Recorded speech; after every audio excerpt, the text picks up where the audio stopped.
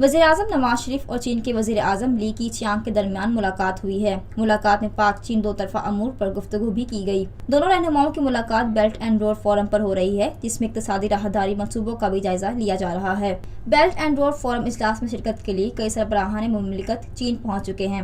Beijing کے national convention centre میں ہونے والے اجلاس میں 29 سربراہان مملکت کے علاوہ سینکڑوں وفود شرکت کریں گے۔ بیلٹ اینڈ فورم اجلاس 14 اور 15 مئی کو ہوگا۔ منصوبہ چینی صدر شی جن پنگ کا خواب ہے، جسے انہوں نے 3 سال قبل پیش کیا تھا۔ Lotus Lake Towers, a groundbreaking endeavor by Lotus Properties.